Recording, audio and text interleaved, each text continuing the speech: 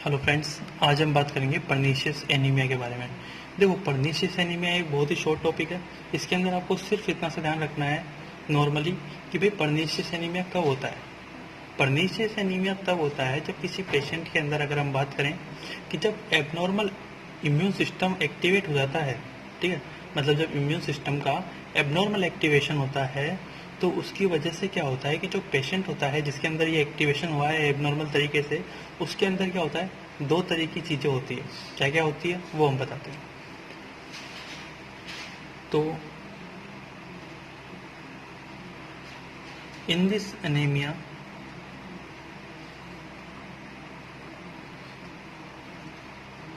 Abnormal activation abnormal immune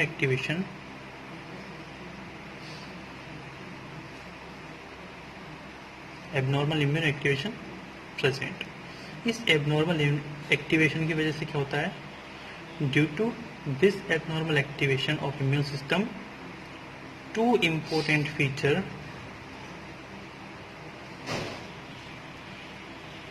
will take place in the patient। ठीक है guys, कौन कौन से दो इम्पोर्टेंट जो फीचर हैं वो कौन कौन से होते हैं उनकी हम बात करते हैं यहाँ पे। ठीक है, तो दो इम्पोर्टेंट फीचर कौन कौन से होते हैं। पहला होता है ऑटो रिएक्टिव टी सेल्स का क्या होता है, फॉर्मेशन होता है पेशेंट में। ऑटो रिएक्टिव टी सेल्स, ठीक है। अब ये जो ऑटो रिएक्टिव टी सेल्स होती है ये काम क्या करती है, ये सिंपल सी बात है, आपको पता होगा कि इस टाइप से क्या होता है, स्टमक होता है, ठीक है। स्टमक कुछ इस टाइप से होता है।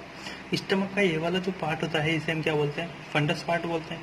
तो ये जो ऑटो रिएक्टिव टी सेल्स होती है ये इस फंडस वाले पार्ट पे क्या करती है, अटैक करती है, ठीक है।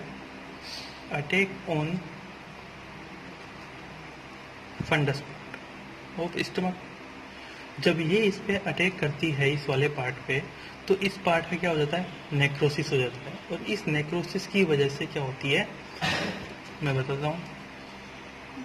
ये जैसे नेक्रोसिस हो गया, इस टाइप से प्रेजेंटेशन कर देते हैं। तो नेक्रोसिस की वजह से क्या हो जाता है, इस पार्ट की एट्रोपी हो जाती है, ठीक है।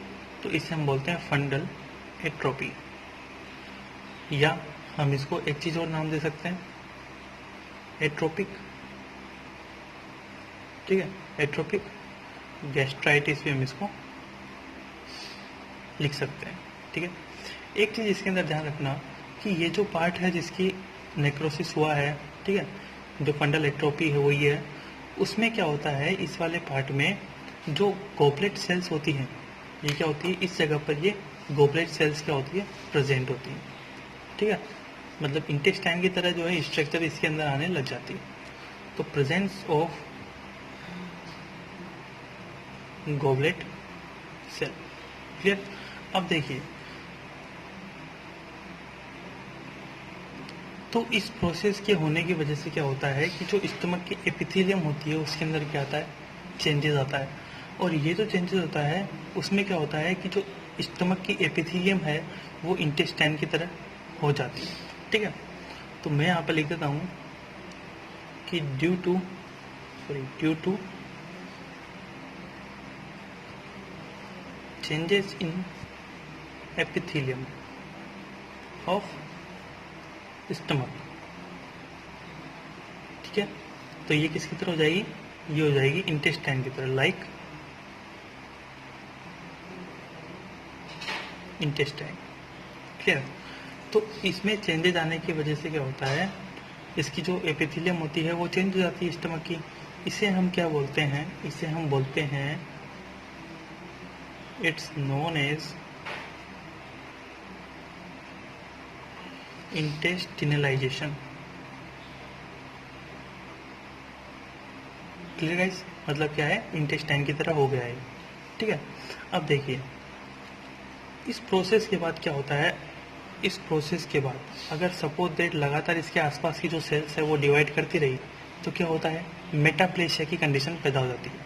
और मेटाप्लेशिया की कंडीशन पैदा होने के बाद क्या होता है, अगर सपोज दैट उसके बाद भी कंटिन्यू सेल्स डिवाइड करती रही, तो क्या होता है, इस फंडस के कैंसर की जो पॉसिबिलिटी होती है वो क्या होती है, बढ़ जाती है।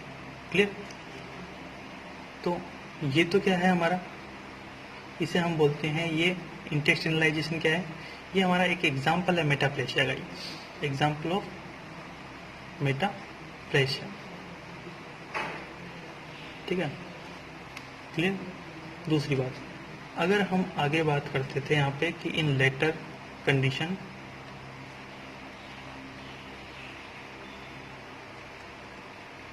तो कैंसर ऑफ फंडस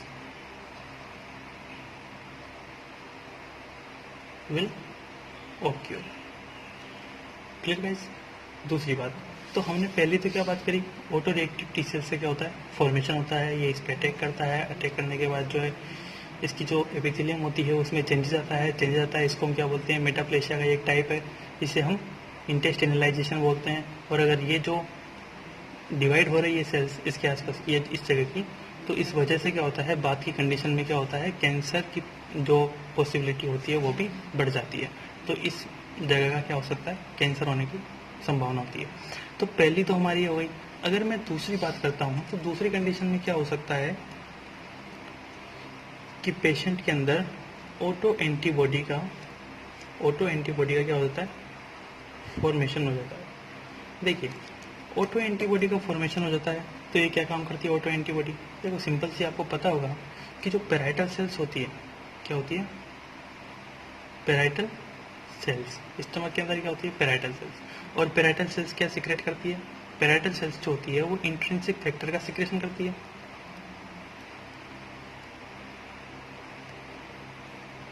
ठीक है, इंट्रिंसिक फैक्टर का सीक्रेशन करती है। और ये आपको पता है इंट्रिंसिक फैक्टर विटामिन B12 के साथ, विटामिन B12 के साथ जुड़ता है और क्या करता है, B12 इंट्रिंसिक फैक्टर का एक कॉम्प्लेक्स टाइप से स्ट्रक्चर बनाता है।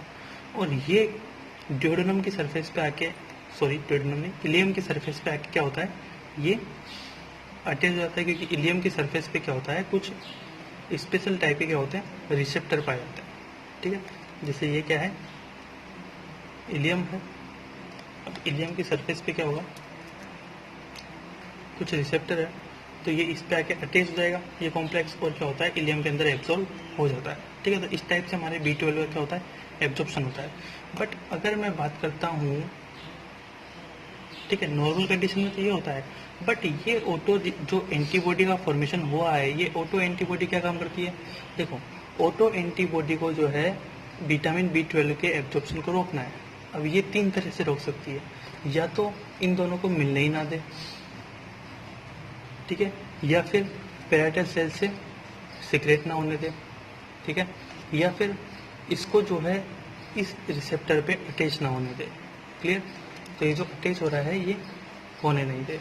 तो ये तीन तरह से क्या कर सकती है, इसको रोक सकती है, इसके एब्जॉर्प्शन को। तो देखो, अगर मैं बात करता हूँ, इसमें क्या होती है, तीन टाइप की ऑटो एंटीबॉडी का फॉर्मेशन होता है। ठीक, कितने टाइप की, तीन टाइप की ऑटो एंटीबॉडी का फॉर्मेशन होता है। तो जो फर्स्ट टाइप की ऑटो एंटीबॉडी होती है, फर्स्ट ऑटो एंटीबॉडी, ये फर्स्ट ऑटो एंटीबॉडी क्या करती है, इन दोनों को मिलने से रोकती है। जो तीसरे टाइप की ऑटो एंटीबॉडी होती है, ये क्या काम करती है, ये इस पेराइटल सेल्स को ही डैमेज करने का काम करती है। अब अगर यही डैमेज हो गई तो इंट्रिंसिक फैक्टर का सिक्रेशन नहीं होगा। ठीक है, और दूसरी क्या करेगी, तो सेकंड होती है हमारे पास ऑटो एंटीबॉडी, वो क्या काम करती है, इसको इस रिसेप्टर पे अटैच होने से रोकती है। Clear guys? इसके अंदर एक चीज ध्यान रखना कि जो मोस्ट कॉमन, अगर मैं बात करता हूँ, देखो दो चीज़ें आती है, एक आती है मोस्ट कॉमन ऑटो एंटीबॉडी इनके अंदर, और एक आता है मोस्ट स्पेसिफिक। तो जो मोस्ट कॉमन एंटीबॉडी होती है इसके अंदर, तो ये जो थर्ड टाइप की जो ऑटो एंटीबॉडी होती है, ये मोस्ट कॉमन टाइप की होती है। Which is the most common type, type third. और अगर मैं बात करूँ कि मोस्ट स्पेसिफिक कौन सी होती है, कि मोस्ट स्पेसिफिक जो होती है ये क्या होती है, टाइप फर्स्ट होती है। Clear guys? तो इतना आपको समझ में आ गया कि पेशेंट के अंदर दो चीज़ होती है, ऑटो रिएक्टिव टी सेल्स का फॉर्मेशन और एक ऑटो एंटीबॉडी का फॉर्मेशन। क्लियर। अब हम बात करते हैं कि जो डायग्नोसिस होता है उसको हम कैसे मतलब इस जो पर्नीशियस एनीमिया है इसको कैसे डायग्नोस किया जाता है। ठीक है, देखिए इसके अंदर एक चीज़ ध्यान रखना डायग्नोसिस से पहले कि जो पर्नीशियस एनीमिया होता है, ये पर्नीशियस एनीमिया हमारे टाइप 2 हाइपर सेंसिटिविटी का क्या एक एग्जाम्पल है। क्लियर, इतना ध्यान रखना है। अब हम बात करते हैं डायग्नोसिस के बारे में। देखो एक चीज़ ध्यान रखना कि ऑटो इम्यून कोई डिसऑर्डर होगा, वो ऑटो इम्यून डिसऑर्डर हमारे बॉडी के अंदर एक सिंगल टाइप से नहीं होता। मतलब क्या होता है, ऑटो इम्यून डिसऑर्डर का क्या होता है, ग्रुप टाइप से होता है। ठीक है, सिंपल सी बात है, अगर ये ऑटो इम्यून डिसऑर्डर है तो इसके साथ साथ कोई ना कोई और ऑटो इम्यून डिसऑर्डर भी हो रहा होगा। ठीक है, हमारी बॉडी के अंदर। तो हम देखेंगे कि ऑटो इम्यून डिसऑर्डर कोई और तो नहीं है, तो उसके आधार पे हम जो है इसका डायग्नोस कर सकते हैं। तो ऑटो इम्यून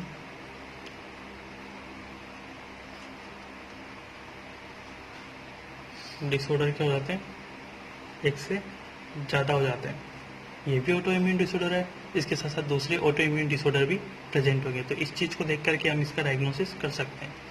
दूसरी बात, अगर ये ऑटो इम्यून डिसऑर्डर है, ठीक है भाई, हमको पता है ऑटो एंटीबॉडी का इनका फॉर्मेशन हो रहा है। तो जो ऑटो एंटीबॉडी होती है, जब आप पेशेंट का ब्लड सैंपल लोगे इस टाइप के पेशेंट का, तो उसके ब्लड में क्या होगा, ऑटो एंटीबॉडी प्रेजेंट होगी। ठीक है, तो ऑटो एंटीबॉडी जो होती है वो क्या होती है, प्रेजेंट होती है in blood sample of patient. तीसरी बात, अगर सपोज दैट आप इस पेशेंट की बायोप्सी कराते हो स्टमक की, तो स्टमक की बायोप्सी कराने पर क्या होता है, जैसे मान लो ये स्टमक था, ठीक है, इसकी हम क्या कराते हैं, बायोप्सी कराते हैं। BX मतलब बायोप्सी। तो बायोप्सी कराने पर क्या होता है, हमें दो चीज़ों की उपस्थिति दिखती है। कौन कौन सी दो चीज़, एक तो होती है टी सेल्स, ठीक है, और एक हमें दिखेगी इसके अंदर इसकी बायोप्सी में, वो होगी क्या, प्लाज्मा सेल्स। तो दो चीज़ों की प्रेजेंस दिखती है, टी सेल्स की और एक प्लाज्मा सेल्स की, जब हम इसकी बायोप्सी कराते हैं किसकी, स्टमक की। ठीक है, और अगर सपोज दैट कैंसर प्रेजेंट है, मैंने बताया था ना लेटर कंडीशन में जो है कैंसर भी प्रेजेंट हो सकता है, तो अगर कैंसर है तो उसका भी पता चल जाता है। ठीक है, तो cancer of stomach can detect.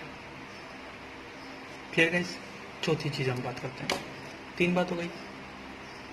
चौथा क्या होता है, किसी पेशेंट को या हम किसी नॉर्मल पर्सन की बात करें, तो जब किसी नॉर्मल पर्सन को हम क्या करते हैं, हिस्टामिन का इंजेक्शन देते हैं, तो क्या होता है कि ये हिस्टामिन जो होता है वो पेराइटल सेल्स पे एक्ट करता है, और एक्ट करके क्या करता है, HCl का सिक्रेशन बढ़ाता है। क्यों, क्योंकि जो स्टमक होता है उसकी सेल्स पर क्या होते हैं, हिस्टामिन के लिए क्या होते हैं, रिसेप्टर प्रेजेंट होते हैं।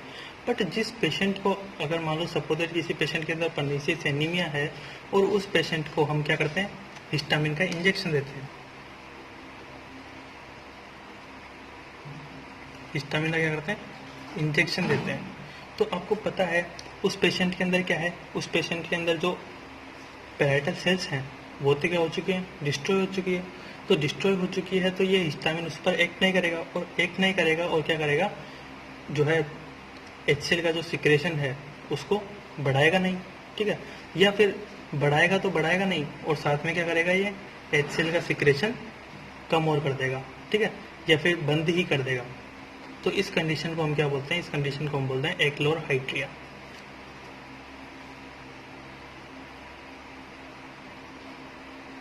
तो histamine injection not work on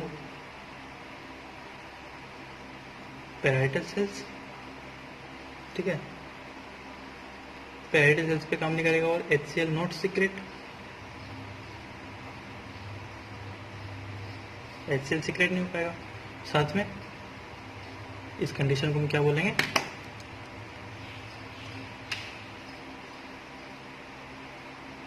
achlorhydria.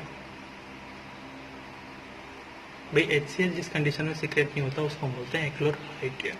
ठीक है, तो डायग्नोसिस में आपने कितना, सिर्फ ये 4 पॉइंट पढ़े। इसके अंदर आप एक चीज़ ध्यान रखना कि जिस पेशेंट को कैंसर होता है उस पेशेंट के लिए उस पेशेंट की जो है हमें क्या करानी पड़ती है, बार बार एंडोस्कोपी करानी पड़ती है उस कैंसर के डिटेक्शन के लिए। Clear guys. अब हम बात करते हैं इसके ट्रीटमेंट के बारे में। ट्रीटमेंट में सिंपल सा, आपको पता है कि विटामिन B12 क्या नहीं हो पा रहा, एब्जॉर्ब नहीं हो पा रहा, मतलब विटामिन B12 की बॉडी के अंदर क्या हो गई, कमी हो गई। ठीक है, तो इसके ट्रीटमेंट में हम क्या करते हैं, पेशेंट को क्या करेंगे, विटामिन B12 देंगे। ठीक है, तो विटामिन B12 इज गिवन। अब आप बोलोगे कि जो है विटामिन B12 को हम ओरली देंगे या पेरेंटली देंगे, तो वो पता है ओरली तो हम दे नहीं सकते। क्यों? क्योंकि एब्जॉर्ब तो होगा ही नहीं ओरली देंगे तो, इसलिए हमें इसे पेरेंटली देना पड़ता है और इंट्रामस्कुलर जो रूट होता है उसके थ्रू हम इसको देते हैं। क्लियर? तो मैं यहाँ पे लिखता हूँ कि ओरली तो दे नहीं सकते, और क्या करेंगे हम, पेरेंटली देंगे, पेरेंटल रूट से देंगे, और रूट क्या होगा, इंट्रा मस्कुलर। Clear guys? अब देखो, विटामिन B12 देने के बाद जो पेशेंट है उसके अंदर क्या क्या चीज़ें आपको देखने को मिलेगी वो देखते हैं। अब आपने विटामिन B12 पेशेंट को दे दिया, आफ्टर गिवन दिस क्या क्या होगा पेशेंट के अंदर, इन पेशेंट इसमें सिर्फ आपको इतना सा देखने को मिलेगा कि जो एनीमिया की सीवियरिटी पैदा हो रही है इस कंडीशन के अंदर, वो क्या हो जाएगी, कम हो जाएगी। क्यों? क्योंकि आरबीसी के जो फॉर्मेशन है या जो मेचुरेशन है उसके लिए जो विटामिन B12 चाहिए था आपको, वो आपको क्या हो रहा है, मिल रहा है। ठीक है, तो एनीमिया की जो सीवियरिटी होती है वो क्या हो जाती है, कम हो जाती है। बट एक चीज़ बताओ मेरे को, अगर इस कंडीशन में कोई न्यूरोलॉजिकल मैनिफेस्टेशन क्रिएट होती है, ठीक है, तो उसका क्या सोल्यूशन होगा, उसका सोल्यूशन नहीं हो पाएगा। क्यों? क्योंकि विटामिन B12 तो क्या काम करेगा, सिर्फ आरबीसी के लिए होगा। ठीक है, न्यूरोलॉजिकल जो मैनिफेस्टेशंस है उनके लिए थोड़ा ना होगा, तो उनके अंदर कोई भी चेंजेस नहीं आता है। अगर नर्वस सिस्टम से रिलेटेड कोई सिम्टम पैदा हो रहा है तो कोई भी उसके अंदर चेंजेस नहीं आता है। ठीक है,